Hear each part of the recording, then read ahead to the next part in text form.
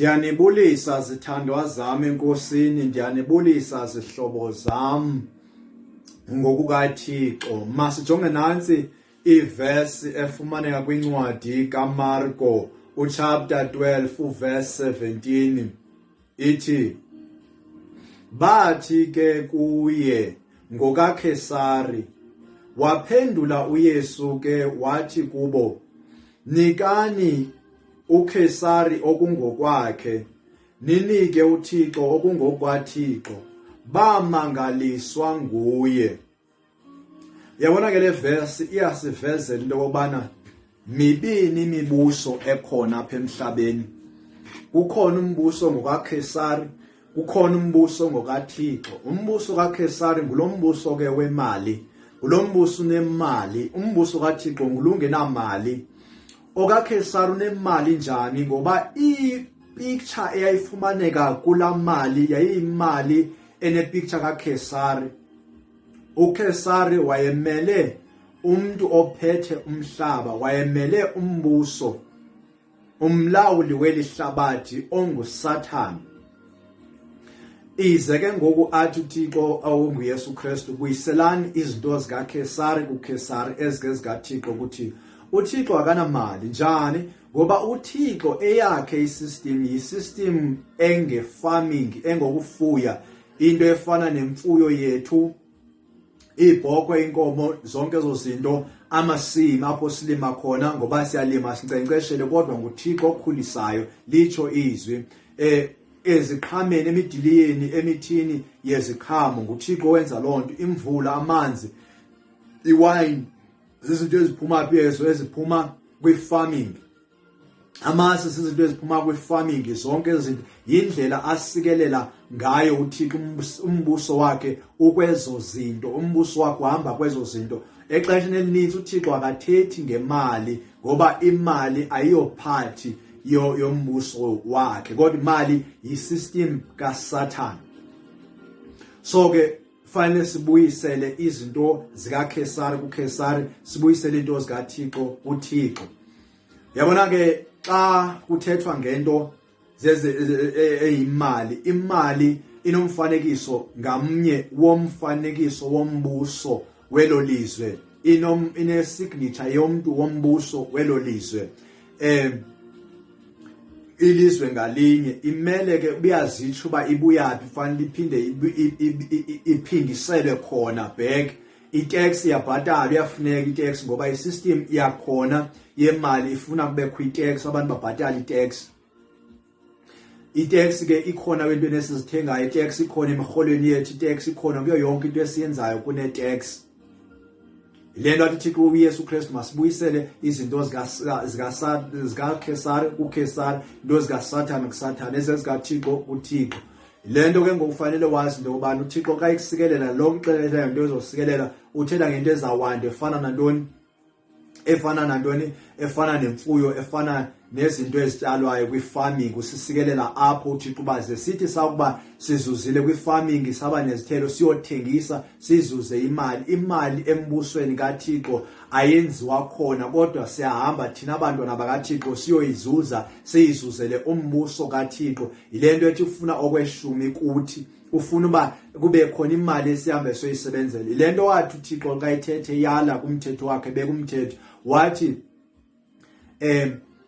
abantu abasebenzayo mawungathini, mabangavinji imirholo yabo, mayingabanji imirholo yabo, mabarholiswe xa besebenzile abantu, ngoba bawuthi bakukhala kuye abaphendulele abantu bakhe, abagwebele. NoSathane xa sithe sasebenza kuye akana choice uba ufanele asibhatale, uzawujongana noThixo bangabana akasibhatali.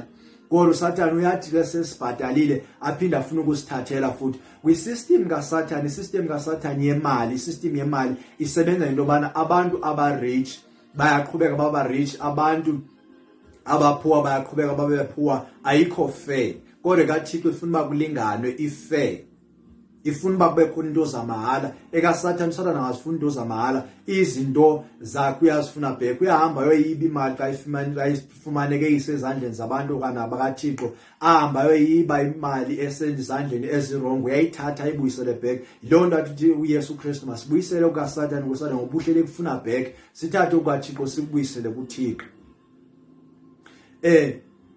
ndifuna ukuxela ngalento. Uyabona abantu abazizityebi asebengenile kwisystem kaSathane, ngoba isystem kaSathane xa songenile kuyo iyasebenza, imali iyajikeleza, imali iyahamba iphinde ibuye, iyahamba iphinde ibuye. Xa songene kwisystem kaSathane, isystem yemali, isystem mfanele ethini ingahambi kuphela kodwa iphinde ibuye.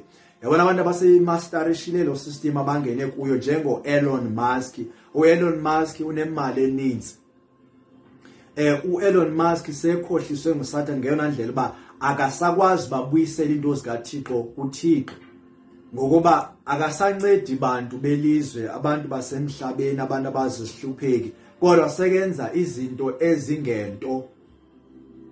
Usethatha ngokwimali yakhe wenza into okuthiwa si-space program, seke involved kulonto. Thatha imali yalapha emhlabeni, thatha iresources zalapha emhlabeni, ahamba usebenzisa kwiiplanethi ezifileyo ezingasebenzi, ahamba uthi awakha imizi khona, akhe indawo zokuhlala khona. Iplane nganye esuka emhlabeni sezo zinto le ehambisa nabaqashi bakhe ababhadala imillion, ziimillion ngeemillions ukwenziwa nje kwalonto. Lo mali ufanele incede abantu balapha emhlabeni, ayincede abantu abangamahlwempu. Yilento ndisithi kwi-system kaSathane kunento ebizwa ba i-red tape. I-red tape yinto evalela uba ukungangeni nabani na embusweni kaSathane wemali, kube khona abantu abatyebile abathile, kube khona abantu abatyebanga abangamahlwempu abahlala bengamahlwempu. Ngani? Ngenxa yento yoba kukho i-red tape. Yabona kunenkqubo ekuthiwa I blow it. Loo nkqubo ibonisa into yobana uSathane uyayifuna imali yakhe. uSathane usempini, into xa ithe yekwaphulukana nayo ifuna kwakhona back kuye. Abantu abafumane imali kwi-road accident fund, abantu abafumane imali kwi-lotto, bawina ilotto, abantu abafune imali zamafa, kuyacaciswa indlela abayispende ngayo imali bade bayigqiba, ngoba bebengenangqondo. uSathane bebehluthe ingqondo yoba bazi uba nxa bengene kwisystem funeka bayi-invest imali, ingaphumi nje kuphela kodwa bekhona engenayo. Ngokubona bebeyispenda nje kuphela yaphela imali yabo, babuyela phi ekuhluphekeni. Lento uSathane engafuni into yobana abantwana bakaThixo, abantu abakholwayo abasindisweyo bafumane umsebenzi. Wenza sure abantu abakaThixo mabangawufumani umsebenzi, kakhulukazi abantu abaninzi, ngakumbi abantu abangazonqila bakuba besebenza. Wenza sure abantu abanjalo abayifumani imali. Yilento uThixo abeka ke ngoku lo mthetho othi mabangaqhathwa abantu, ngoba funeke abantu bathini bafumane imivuzo. uSathane ufuna into zakhe back. uYesu uyibekile le nto wathi buyiselani into zikaKhesari kuKhesari, buyiselani into zikaThixo kuThixo. Naxa uthathe iloan fanele uyibhatale, ngoba iloan ine-tax, fanele uyibhatale loo loan, fanele uyibhatale. Isikoloto senzile fanele usibhatale, ungathi awuzosibhatala. Le nto ethi ke buyisela into zikaKhesari kuKhesari, ezikaThixo kuThixo. uThixo kwalapha kuwe ufuna imali. Xa uzawucela imali kuThixo fanele uyazi into yobana uThixo akanamali, kodwa uThixo ukuselela ngento zomhlaba, ongahambi uyozithengisa ufumane imali, kodwa uThixo akanamali. Le nto ke ngufuna xa uzawuthi uyocela imali kuThixo ube wena uyifakile imali ukuze ube nobango. Njengaxa uye ebhenki funeka ufake imali, wazi uba xa uyokhupha imali uyokhupha imali oyifakile, yilaxela nemali eseleyo ebhankini. NakuThixo kunjalo. Yile nto ke ngofana uyazi uba xa uzawucela uThixo funeka ube ufakile, umnikile uThixo into zezikaThixo, ukwazi ucela, ube nebango lokucela. Ngoba thina singabantu baThixo sisebenzela umbuso kaThixo uba siyothatha imali embusweni kaSathane siyizise embusweni kaThixo. Mamela ke izwi elithetha ke ngalento endithetha ngayo, bafuneka kube khona beyifakayo kuThixo. Ilizwe lifumaneka kwincwadi kaMalaki chapter 3 uverse 9 lithi, ngezishumi nemirhumo niqalekisiwe ngesiqalekiso, kodwa ke niyaqhubeka ukundiqhatha, nina nonke luhlanga ndini. Uthi zisani izishumi endlini yami yokuncwane ukuba kube ngokudla, nindicikide ngalento, nijonge into yobana andinakunivulela iingcango zezulu, ndinithilele intsikelelo kungasweleki lutho. Uthi ke ndiyakuyikhuza inkumbi edlayo emhlabeni wenu ngenxa yenu. Uthi ke ndiyawenza uba iidiliya zenu zingathini, zingaphunzi. Uyayibona ke le nto bafuneka ufake kuThixo ukuze ufumane something, funeke nawe ufakile. Loo nto ithetha uba enzuzweni yakho othe wayifumana kufuneka bekhona into ezaba ngekaThixo.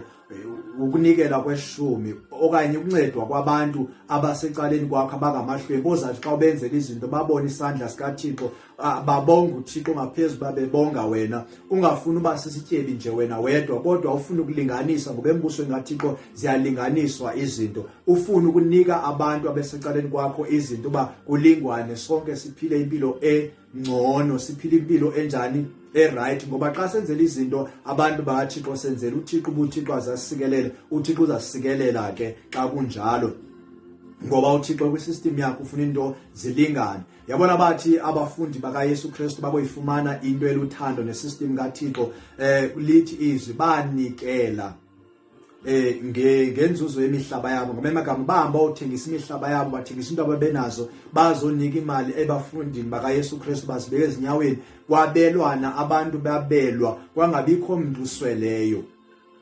Isystem ke kaThixo leyo. Yabona xa sifunda kwincwadi kaIsaya u55 isifundo verse 1 uthi wenina nonke nina eninxaniweyo yizani emanzini nabangenamali yizani nithenge nidle yizani nithenge iwayini namasi ningenamali.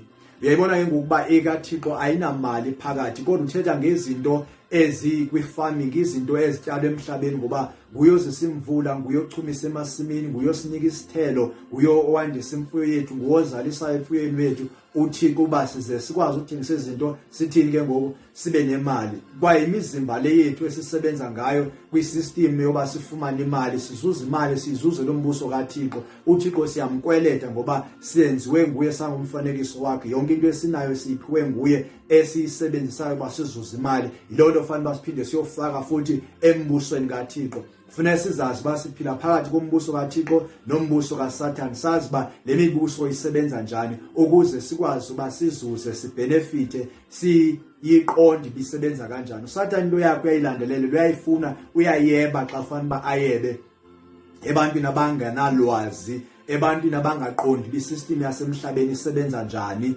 abangazi ubuThixo usebenza kanjani abangamazi uSathane usebenza njani basengxakini abantu abanjalo. Njengoba ndikufundisa namhlanje manje ukuxela ngezi zinto zizinto fanele uziqaphele uba imali le ayiyosono kodwa iyingcambu yesono. Zininzi izinto ezizono ezenziwayo ukuze abantu bazuze imali bezenzela into abana bafumane imali bezenza ngenxa yoba befuna imali. Mntakabawo mntakaThixo buyisela into zikaKhesari kuKhesari buyisela into zikaThixo kuThixo. Mali dunyiswe igama likaThixo ngenxa yakho. Ungafuni uba sisicebi nje wena wedwa unconywe ngobutyebi bakho. Loo nto uyawenza uba uphambane nombuso kaThixo uphambane noThixo. Ndithi ke ngoko wena ongakasindiswa ungakaze ukholo ungakazani enkosi Yesu Kristu khawuzinikele ukuze waziswe nguYesu Kristu indlela yakhe yokuphila indlela yobomi baphakade ukuze uzuze amazwi obomi ngoba amazwi obomi afumaneka kuYesu Kristu ukuze uphile impilo engunaphakade. Ndiyakusikelela uSathane esosigqibo soba usindiswe makube kuhle kuwe nabendlu yakho maluthi uthando umsa nenceba kaBaba uJehova ibe nathi kuthi ubukho benkosi Yesu Kristu buhlale nathi nothando lwakhe kuthi ubudlelwane benkosi Yesu bukaMoya Engcwele I mean to say buhlale nathi sisonke ngoku ide bengunaphakade. Amen.